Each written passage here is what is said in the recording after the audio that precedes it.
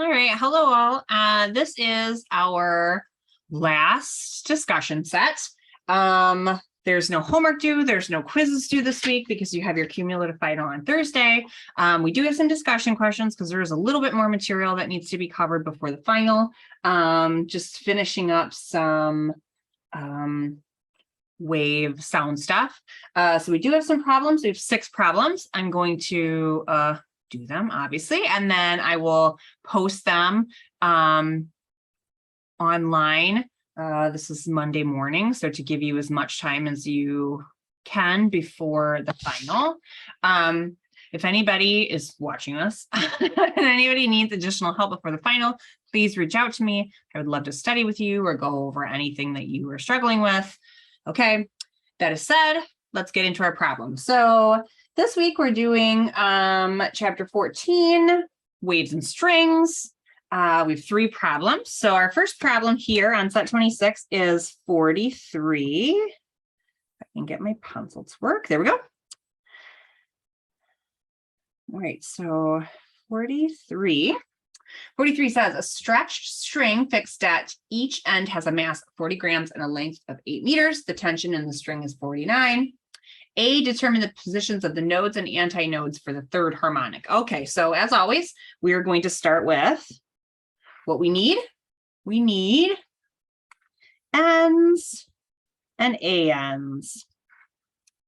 And then we're going to list what we are given. So we are given the mass of the string,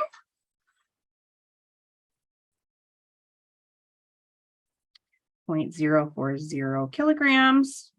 We are given the tension, 49.0 newtons.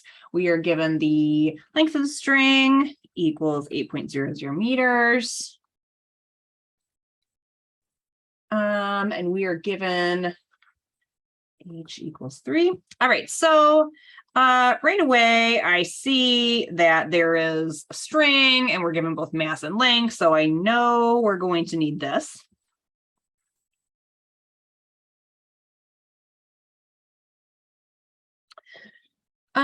What else are we, what other equations are we going to use? So whenever we're thinking about strings, whenever we're thinking about harmonics, let's draw a picture so we know exactly what we're looking for. So if we have a string and we have third harmonic, we're going to want 3 humps.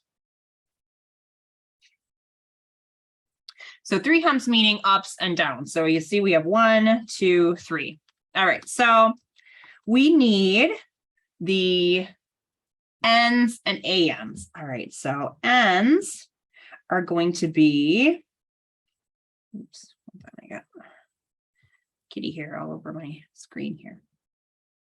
All right, so nodes are going to be fixed at each end, and then they're going to be where if we were to draw this as a sine wave, and this is 0, it would be where our string, our wave is at 0. So we're going to have one here and one here, and then at both ends. All right, and so the A-ends are the antinodes. Those are the points halfway in between or the tops of the humps. So if we have the same wave here, oops. Yes. Our antinodes are going to be here and here and here. All right, so our nodes then. So right away, we see that it's going to be at 0 and it's going to be at 8 meters because those are our zeros and our end lengths. So for this, we've got 0 and 8 for sure. And then to find this one and this one, because there is 3 humps here for our third harmonic, we can say that the nodes are going to be at L divided by 3, and then also 2L divided by 3, because we're going to have this is 1/3 of the way, and this is 2/3 of the way through it. So we get nodes at 0. We get nodes at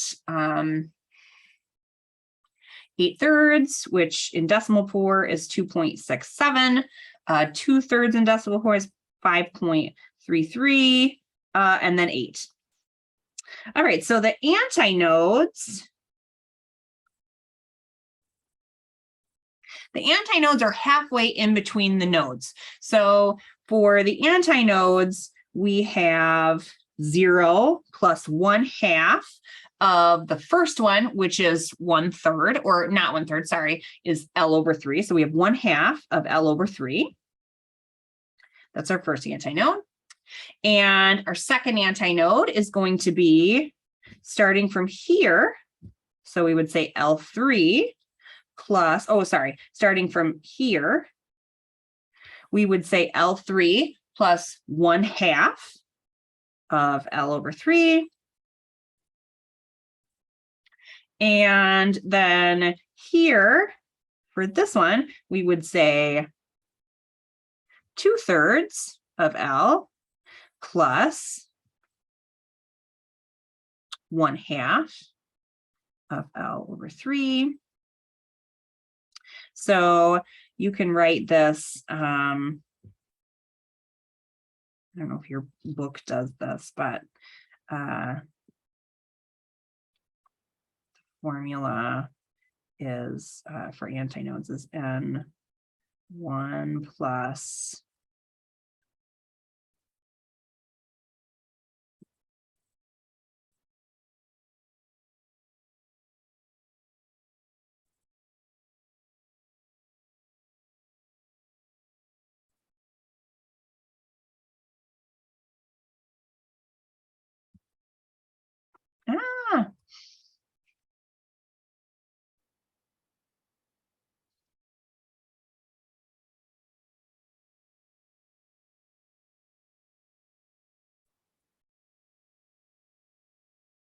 where N1 is your first node plus 1/2 of L/H. H is the harmonic, and then to however many harmonics you have. So then I'm going to go plus da, da, da, da.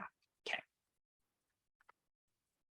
All right, so if we do the math and put it in decimal form, we have first antinode is at 1.33 meters. Second is at 4. Third is at 6.67. And this makes logical sense to us if we look at what the answers are. So if you look at where your antinodes are, you're going to have one antinode halfway in between the first node and the last node. And so you expect that to be half of the length, and that's what we see. So we see that we get half of the length there. And then 1.33 is halfway between 2.67, and 6.67 is halfway between 5.33 and 8. So we logically, our brain can look at this and say, okay, we got the right answer. Was there a B here? There was B here. So that was A. So these are our answers. B is, what is the vibrational frequency of this harmonic? So F3 equals. All right, so we've already been given everything that we need. What equations might we use? Well, we've got frequency, so we know this. And then, and then we're given tension, which is force. And so this also might be useful, which turns into, for us. Okay, so what you could also say is, all right, so we're looking for the frequency of this harmonic. So let's set these equal to each other, because we've got this that has the F in it, and we have this, and it looks like with that, we have everything that we need to solve our equation. So let's do that. We have F lambda equals TL over M. We want F, so we rearrange and we get 1 over lambda TL over M. All right, and from this point, we're just going to plug in what we have, what we've already been given. So lambda is going to be our wavelength, and our wavelength is going to be this.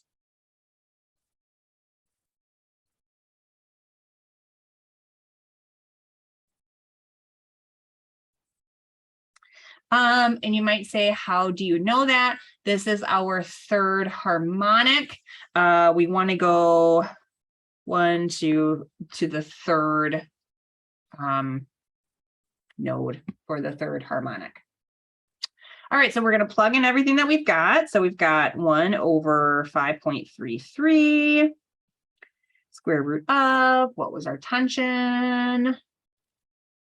Tension was 49 times 8, all over a mass of 0.040. And if you plug that into your calculator, you end up with 18.57316. Okay. Or F equals 18.6 hertz. All right, there we go. We finished our first one, 43. All right, moving along to 45.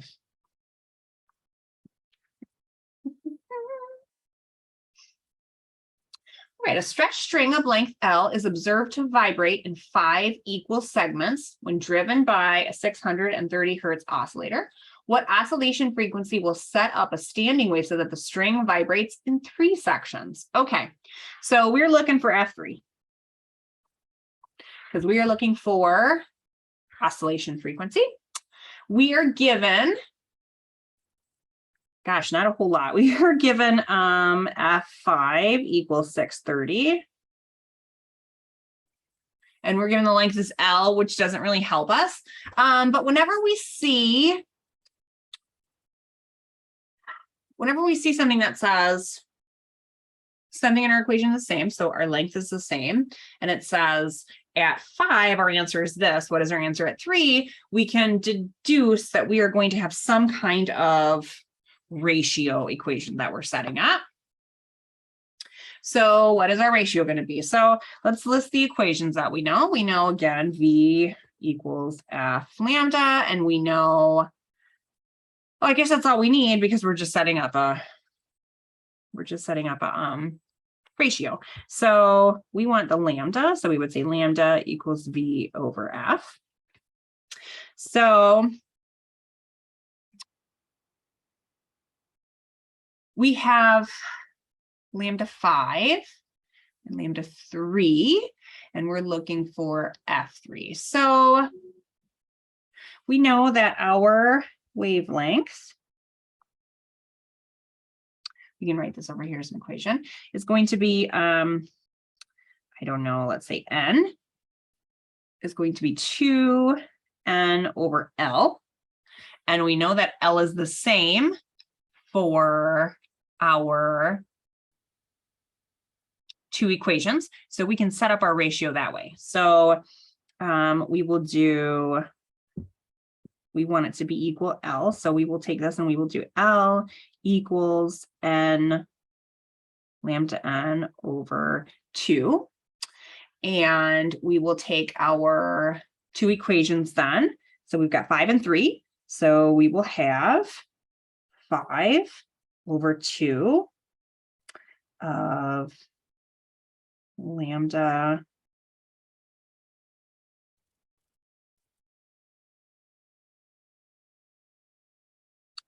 of lambda 5 equals 3/2 of lambda 3. Okay, but we remember we're solving for this, so we're just going to get something to stick in there. All right, so we get these 2 cancel, and we get 5 lambda 5 equals 3 lambda 3, but we're looking for F3. So we are going to take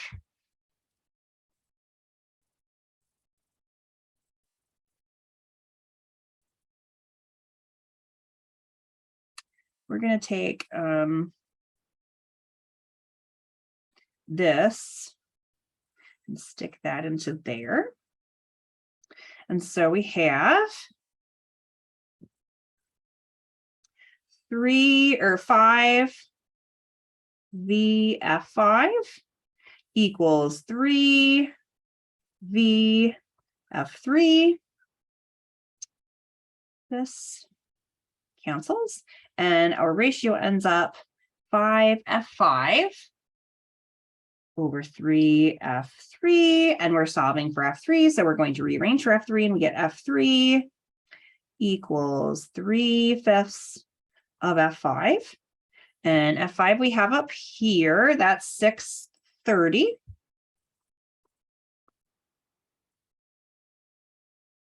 And if we plug that into our calculator, we actually get an exact number, which we very rarely get, 378. So F3 equals 378 hertz. That's it. All right, moving along. 46.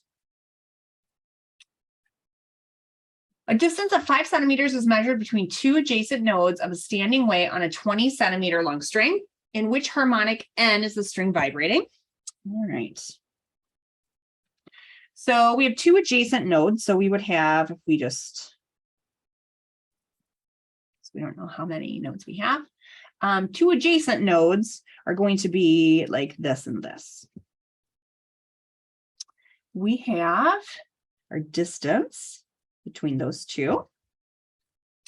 And we have, so we have D equals 0.05 centimeters, and we have L equals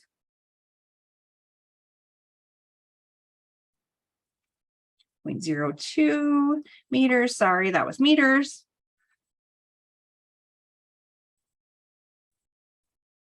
So what is N? It's asking. Okay.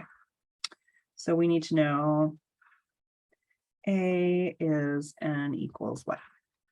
All right, so we've written down what we know.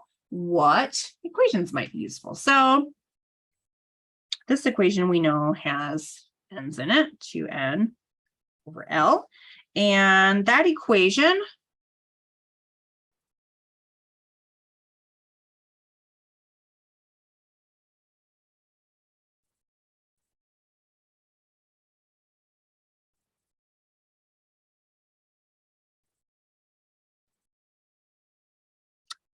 oh, I'm sorry, I lost my place. I got something in my eye.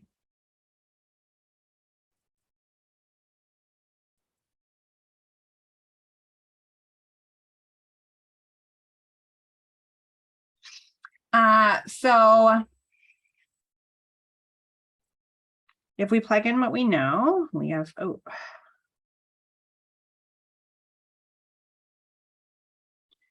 for N, their length is 0.2. So this is going to be, because we have adjacent nodes, we want 2D, because that's 1, 2, 3, that will make a wavelength. So 2D equals 2N.2. Solving for N, we get 2 over 0.05.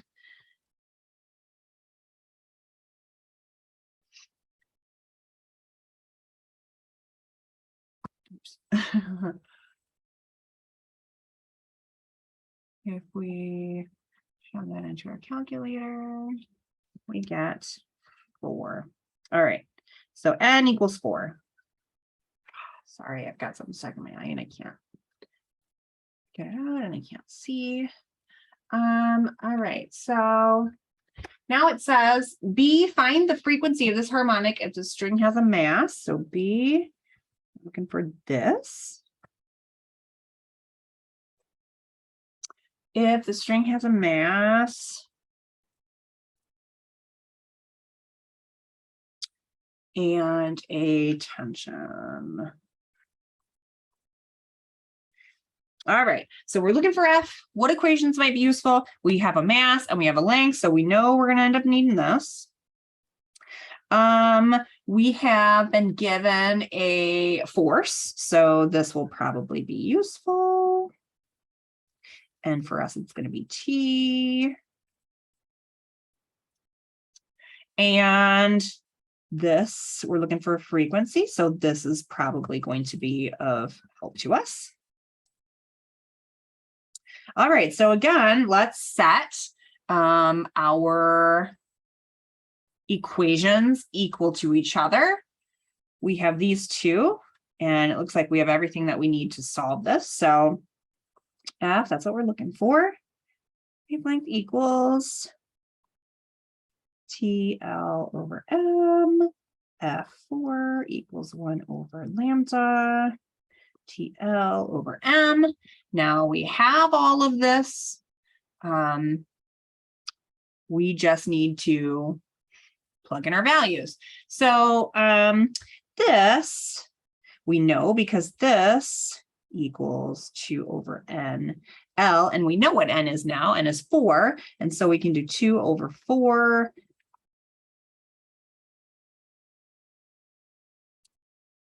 We get 0.1. So plug in our values. Square root of 875 times not 8. That was the last one. That's what, 0.2. All over 0.175. And you end up with 1,000. And so our frequency is 1,000 hertz. And that was B. That was B. All right, so that is all for set 26. Pretty straightforward questions. Not a whole lot of new material here. All right, let's move on to set 27. Set 27 starts with still chapter 4. Now we're looking at intensity. And we've got 21. I'm going to backtrack a little bit here. Forgive me.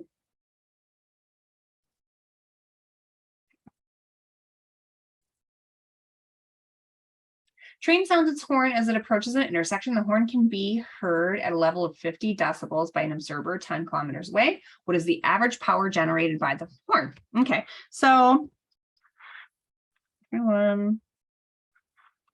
we've got our train right here and our observer right here. This is going to be our distance. Let's a little commuter train here. This is our observer. All right, and we are looking for P. So what are we given? We're given D. D is 10 kilometers. And then we're also given heard at a level of 50 decibels. So in this chapter, if you see decibels, any answer that gives you decibels is going to be beta for our equations. And that is 50. All right, so what equations might be useful to us? So I see that we're looking for power. And I know that power equals IA. And we're given beta. So I also know that I equals I naught, 10 to the beta over 10. So I naught is just a constant, and that constant is 1.2 or 1.0. 1.0 times 10 to the negative 12. That's where the 2 comes in. Watts over meter squared. So sound emanates everywhere. So as I'm speaking, it's not just speaking towards you, it's speaking out. And so we would say that it is moving in a spherical motion. And so our A is going to be area, and our area is going to be the area of a sphere that the sound makes. And so our area is going to be 4 pi r squared. And here our r squared is going to be D. All right, so we're looking for power. So let's just plug in this into here and this into here, and then we should just have power. So P equals IA, which equals I naught 10 to the beta 10. We were given that. And 4 pi d squared, we're given that. So we've got 10 times 0, or 10.0 times 10 to the negative 12. times 10 to the 50 over 10 times 4 pi 10 squared. And if you plug, obviously you see that goes away and it's just 10 to the 5. Now, if you plug all of that into your calculator, you get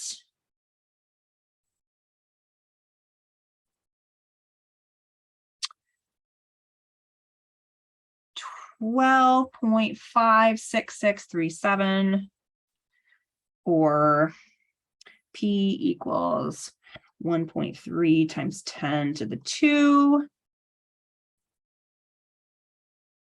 Oh, sorry, that's not 12, that's 125. 125.66. Lots of stuff.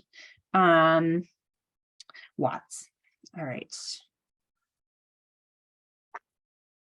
Now B says, what intensity level of the horn sound is observed by somebody waiting at an intersection 50 meters from the train? Treat the horn as a point source and neglect any absorption in the air. So when they say treat it like a point source, they're saying what I was saying is it's moving spherically and you don't have to worry about air resistance and you don't have to worry about where's the sound coming out of the train and is it coming out of the top more than you just say it's coming out equally as a point source. All right, so we're looking for, we've already got an intensity for our first answer. So now we're going to look for a different intensity. So we'll call that I2 and we'll call the first one I1. So again, anytime that we have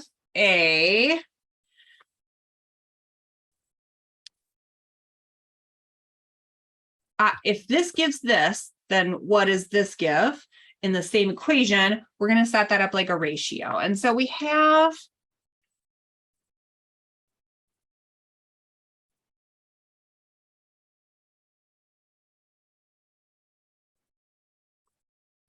here's our, oops.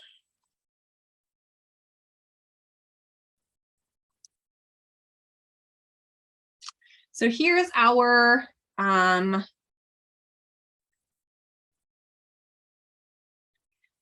here's the equations that we have that relate the I's to each other. And we can see that our I, so let's say this is I1. So our I1,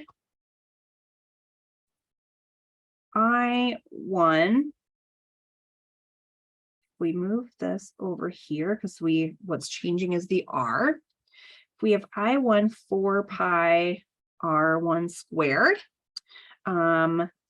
we can say we have I2 4 pi R2 squared, and we see that these are just constants, so those cancel out. And what we end up is this ratio that says I1 R1 squared equals R2 squared.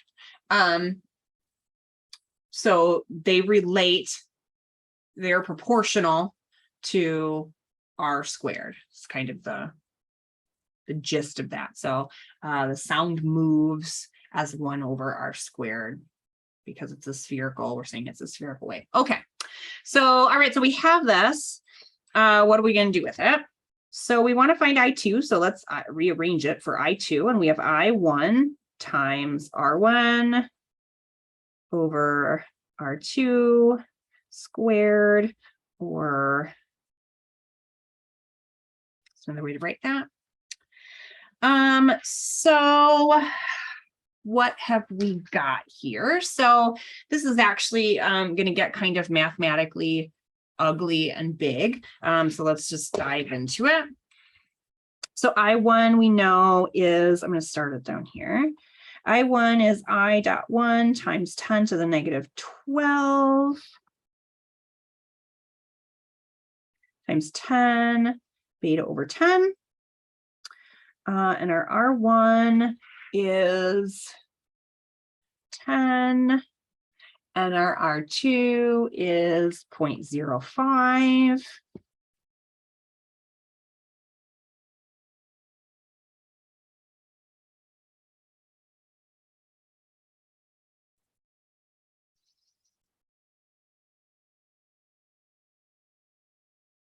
And our beta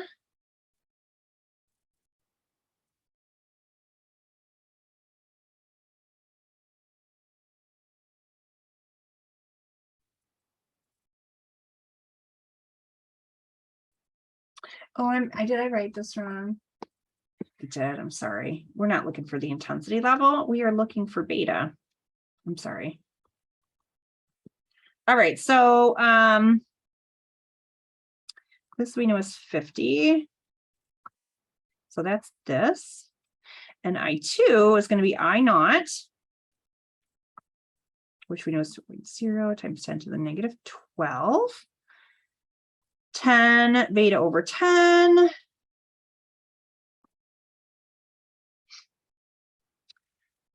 So we want to solve for beta. We can cross these out.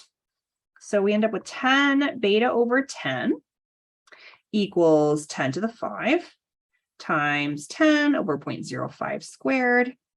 We want to get to beta. So what we want to do is we want to take a log of both sides. Now, if this 10 was an E, we would want to take the natural log of both sides. So we end up with beta over 10 equals log of 10 to the 5th, 10 over 0.05 squared. So you get beta equals 10 times log 10.5, 10 over 0.05, 2. And if we plug in everything we know, plop everything into the calculator, we end up with 96.057, which is beta equals 96 decibels. All right. That was B. All right, so moving on to 71. Ooh, we got to skip ahead quite a bit.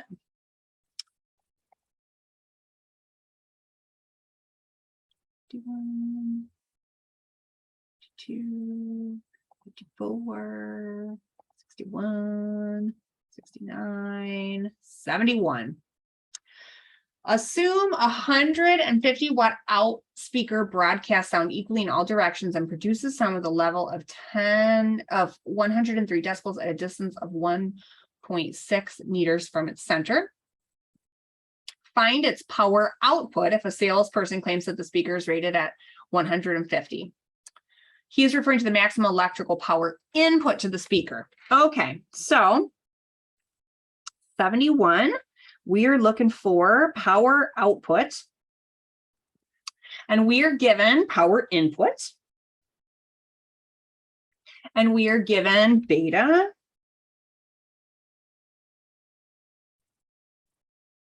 and we are looking for power output. Okay, so, we're also given R.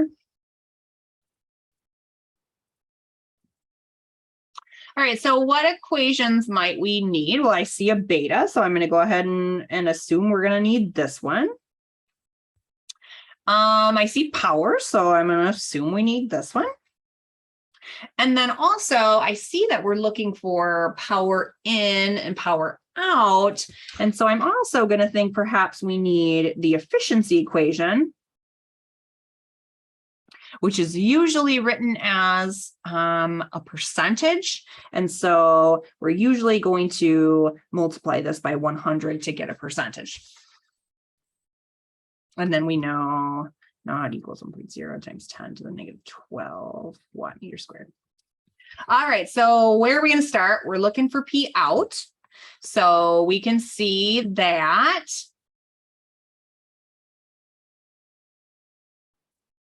P out equals IA,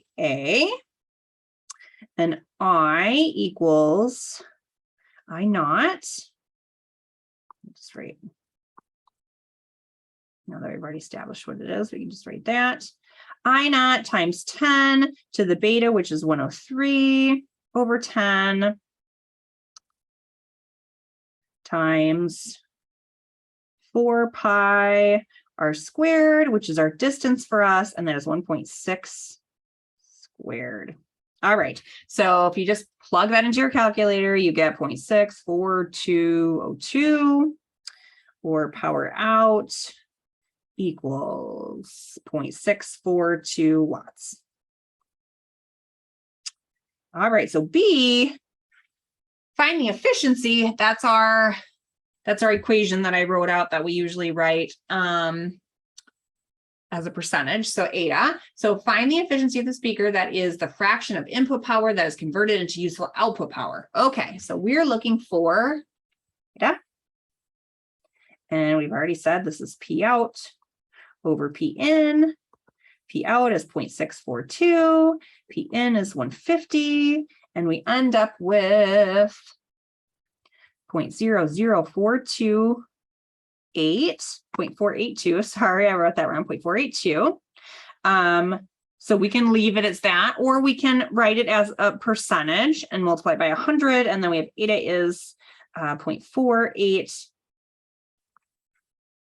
No, I did write that correct. Sorry, 0.28, 0.43%. All right, 73. This is our last question. This is a whole lot of materials covered here so you guys can study. An interstate highway has been built through a neighborhood in a city. In the afternoon, the sound level in an apartment in the neighborhood is 80 decibels as 100 cars pass outside the window every minute. Late at night, the traffic flow is only 5 cars per minute. What is the average late night sound level? Okay, so again, we're given a number and we're saying if this equals this, what does this equal within the same equation? So we're looking for a beta. So we can say beta at night. What? We're given beta during the day.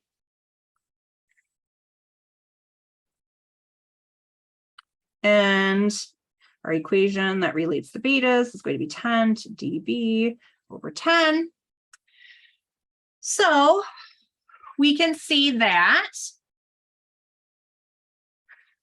we've got our IN over I, we can say IN over ID equals 5, because we've got 5 cars at night, over 100 because we have 100 cars during the day. Let's take our I equation and insert that into there. And we've got I naught 10 over BN, which is what we're looking for, all over I naught 10 to the 80 over 10 equals 5 over 100. These cancel out and we get 10 beta n 10 equals 10 to the 8th times 5 over 100. We can see this that turns to this. So we have 5 times 10 to the 6th. So we have 10 beta n over 10 equals 5 times 10 to the 6th. And again, we have 10 to the something. So we're going to throw a log through it to get b to drop down out of the exponent. And we're going to use log. If this was, if it was e to the beta n over 10, we would use natural log.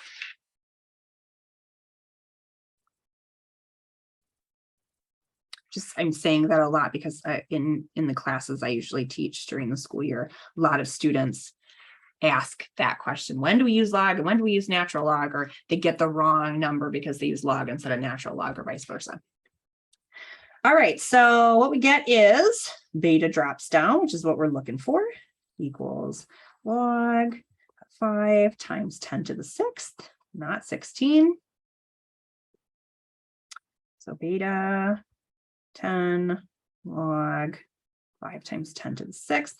And if we plug that into our calculator, we end up with 66.989. It's like 999 something. So I'm just doing a there.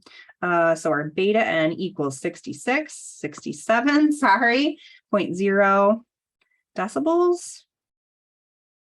All right, and that is it for this week.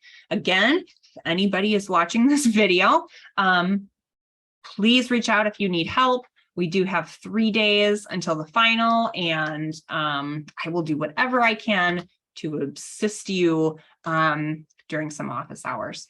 All right, bye now. Good luck on your final.